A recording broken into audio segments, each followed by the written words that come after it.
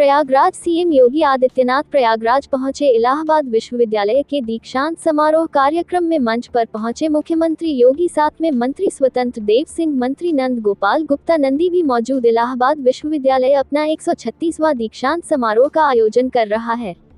मुख्यमंत्री योगी आदित्यनाथ ने संविधान दिवस का उल्लेख करते हुए कहा कि संविधान में 2 शब्दों पंथ निरपेक्ष और समाजवादी को संसद बनने के बाद जोड़ा गया।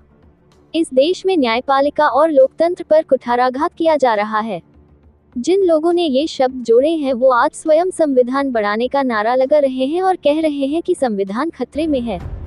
ये लोग लोकतंत्र को पूरी तरीके से अपन बनाने का काम कर रहे हैं।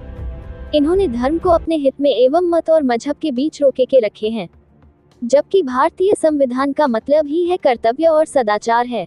आज का जो धर्म का मतलब है वह धर्म इन लोगों द्वारा बनाया हुआ है, जबकि धर्म का मतलब सांसारिक उत्थान और जीवन की पवित्रता है। इन्होंने धर्म को एक संक्षिप्त दायरे में बंद करके रखा है।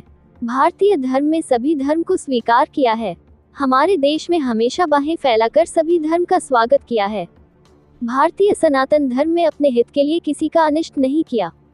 इन्होंने धर्म के नाम पर भारतीय संविधान की आत्मा पर हमला किया है।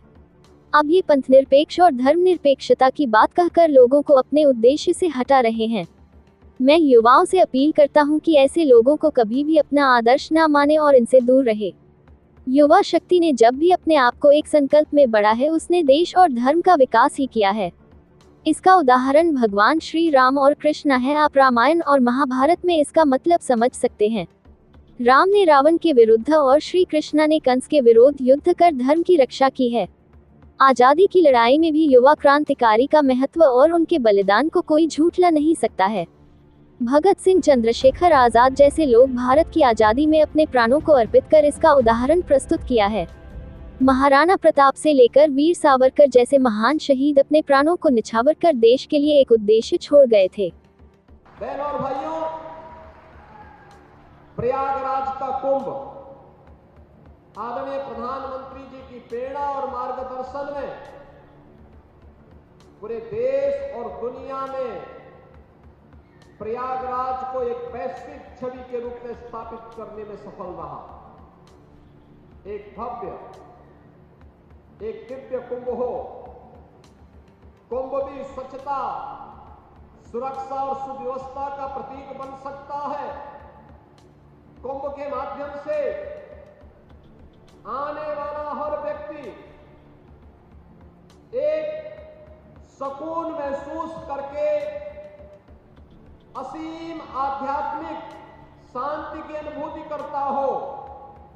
यह दृश्य देखने को मिला था 2019 के प्रयागराज कुंभ में, और प्रयागराज कुंभ की उस कार्यक्रम की परिणति थी कि स्वच्छ कुंभ की परिकल्पना को साकार करने वाले स्वच्छता के कर्मियों को आदरणीय प्रधानमंत्री जी ने उनके पाद प्रक्षालन के माध्यम से उस समय संदेश दिया था कि वास्तव में स्वच्छ कुंभ की नींव और उसकी आधारशिला कोई है, ये सफाई कर्मचारी है। इनका सम्मान होना चाहिए और उनका अभिनंदन होना चाहिए।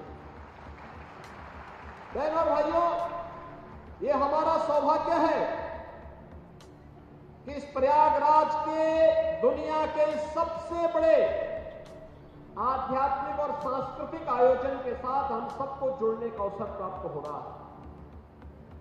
प्रयागराज भगवान ने, बेड़ी माधव भगवान ने, मां गंगा ने हम सबको यह अवसर दिया है कि हम सभी लोग मिलकर के इस भव्य और दिव्य आयोजन में सहभागी बनकर के देश और दुनिया से आने वाले करोड़ों श्रद्धालुओं को प्रयागराज की महत्ता के बारे में भी बताएं। इस पौराणिक और दुनिया के सबसे बड़े आध्यात्मिक और सांस्कृतिक समागम के माध्यम से प्रयागराज उत्तर प्रदेश और भारत की इस समृद्ध सांस्कृतिक विरासत की छाप दुनिया के मंचों पर दे। अगर यह सौभाग्य हम सबको इस कार्यक्रम के साथ जुड़ने का प्राप्त हुआ है तो जरूर पूर्व जन्मों के पुण्यों का ही ये प्रताप है कि जो ये अवसर हम सबको प्राप्त हुआ है।